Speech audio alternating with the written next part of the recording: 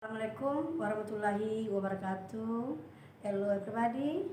Hello my lovely student. How are you today? I think it's very good today. Okay, my class. Stay with me, Ma'am Sofia Andiza. Pada video pembelajaran kita kali ini, kita akan membahas tentang salah satu jenis text reading dalam berbahasa Inggris, yaitu narrative text. Di mana naratif teks ini sesuai dengan KD pembelajaran kita, yaitu KD 3.5 yang membedakan fungsi sosial, struktur teks, dan unsur kebahasaan di dalam terkait cerita pendek sesuai dengan konteks penggunaannya. Di sini naratif teks itu ada berupa faktual atau imagination. Di mana di sini gender naratif teks itu ada fairy tale, misteri, science fiction, roman, horror, fable, story, slice of life, personal experience, myth and legend, and love story. And then naratif teks itu ada bagian-bagian yang perlu diperhatikan, karena setiap masing-masing jenis text reading itu kita harus mengetahui itu social function. Apa itu social function? Yaitu fungsi sosial dari suatu teks itu. 2. Generic structure. Generic structure adalah susunan dari sebuah teks itu. And then 3 atau itu the last, language feature, yaitu pemakaian tata bahasa dalam suatu naratif teks itu. Bagaimana bahasanya? Next, definition of narrative text itu adalah narrative text is imaginative story to entertain people. Yaitu teks narasi adalah cerita imajinatif yang bertujuan menghibur. Atau dengan kata lain, yaitu social function-nya atau social function dari suatu teks ini adalah to entertain, arouse the reader or listener about a story, yaitu menghibur para pembaca atau para pendengar tentang sebuah cerita atau dengan sebuah cerita tentang. And then generic structure narrative text itu adalah susunannya. Ya, dari suatu teks ini adalah consist of 4, yaitu orientation. Apa itu disebut dengan orientation? Orientation itu adalah who, when, and where, yaitu siapa yang ada dalam cerita itu atau tokohnya, who involves the story, siapa yang terlibat dalam cerita itu, and when, kapan itu kejadiannya, where, di mana tempatnya, jadi tokohnya, tempat, dan waktu terjadinya cerita itu, ya, siapa atau apa, kapan dan di mana. Sementara di sini complication itulah masalah yang timbul atau timbulnya suatu masalah dalam suatu cerita ini atau berkembangnya suatu cerita.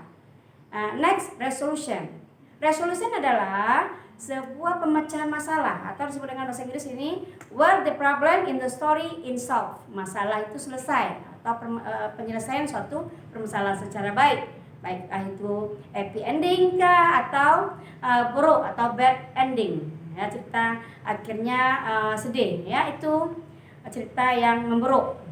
Next, yaitu coda atau disebut dengan reorientation atau kesimpulan di sini atau yang berisikan dengan lesson from atau disebut dengan moral value, ya, moral teaching. Itu juga termasuk pesan di sini, suatu pesan yang terdapat dalam suatu cerita itu. Next, itu the language feature. Language feature apa tadi? Yaitu pemakaian tata bahasa atau grammar yang digunakan dalam teks naratif ini. Ya, karena masing-masing teks itu ada pemakaiannya berbeda. Kalau lain jenis teksnya, maka lain pula penggunaannya di sini. Pemakaian grammar atau tata bahasanya di sini. Di sini di mana pemakaian tata bahasa pada naratif ini adalah past tense.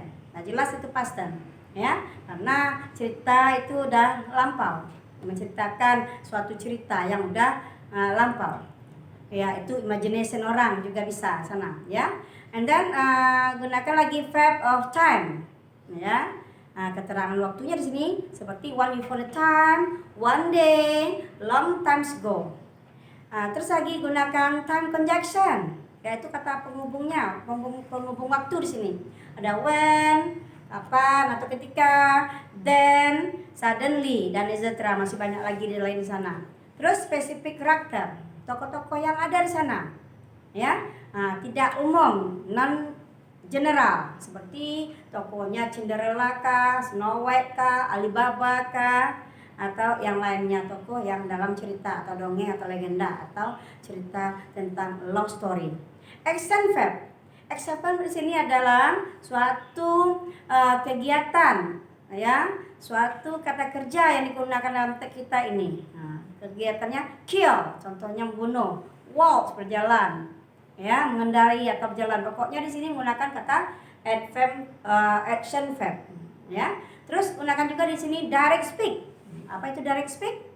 Kalimat langsung, ya. Dalam dialog itu kadang dia berupa kalimat langsung, tokoh itu berdialog, maka digunakan kalimat langsung atau direct speak. Next, di sini lagi contoh cerita The Golden Age, ya. Nah, ini ada sebuah cerita yang kita akan lihat teksnya. Next, nah itu The Ghost and the Golden Eggs, ya, angsa bertelur emas. Pernah kalian mendengarnya? Bagaimana ceritanya? Pasti kalian sudah pernah mendengarkan ini, ya. One upon a time, farmer went to the nest of the ghost and found there an egg, all yellow and shiny, ya.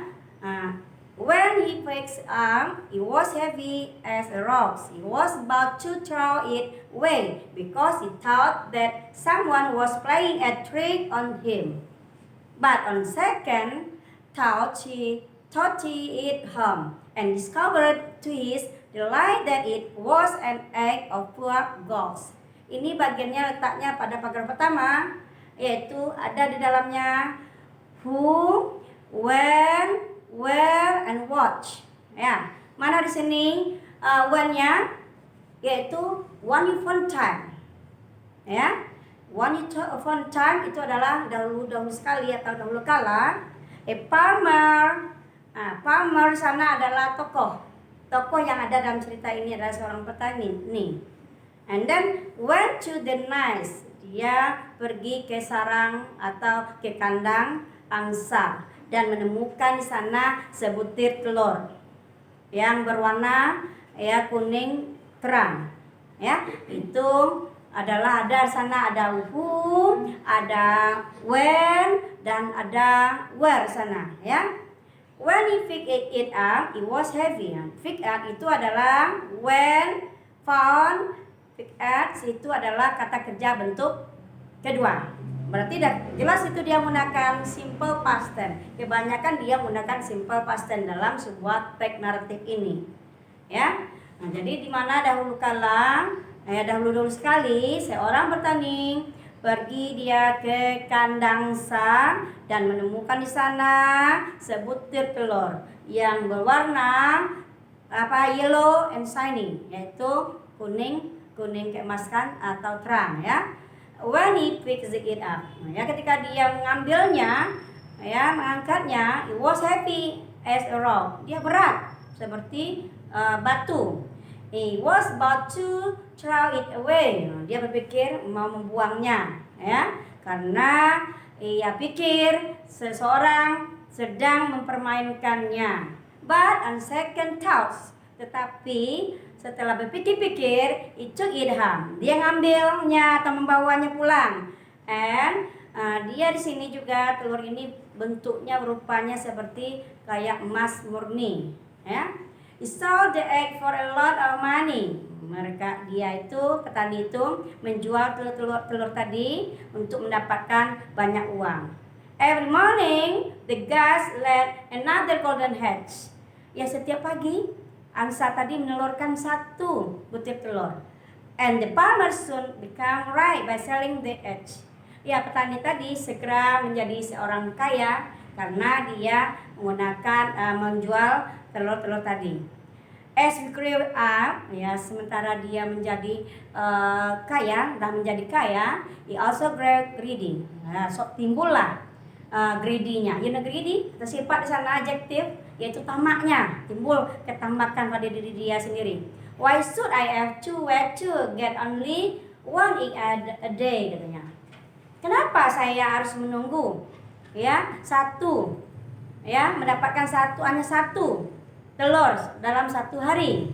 Pikirnya, you will cut open the ghost and take all the eggs out at the head at one. Ya, maksud di sini saya akan memotongnya dan mengeluarkan yang ada di dalam perut angsa tadi, telur yang ada di perut angsa tadi. Ya, when it goes her the farmer friend. Ya, ketika angsa tadi mendengar ya rencana petani, she flew away to Narvi farm. Dia terbang ya ke daerah pertanian terdekat.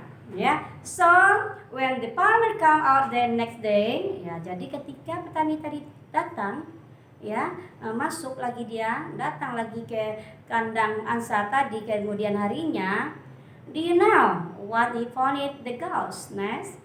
Kamu tahu apa yang dia jumpai, dia temukan di kandang angsa tadi? Nothing, tak ada satupun dia jumpai. Dari cerita ini kamu bisa mengambil moral lessonnya, moral value-nya.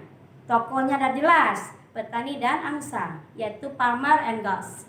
Ya, jadi apa moral lesson dari kita ini?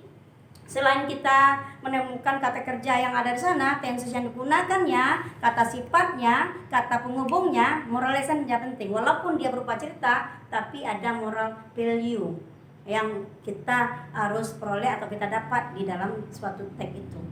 Ya, jadi di sini moral lessonnya adalah someone who want more often lost all. When you want something, be patient. If you are greedy, you might lose what you already have. Maksudnya apa? Orang yang selalu ingin lebih, ya, kadang sering kehilangan semuanya.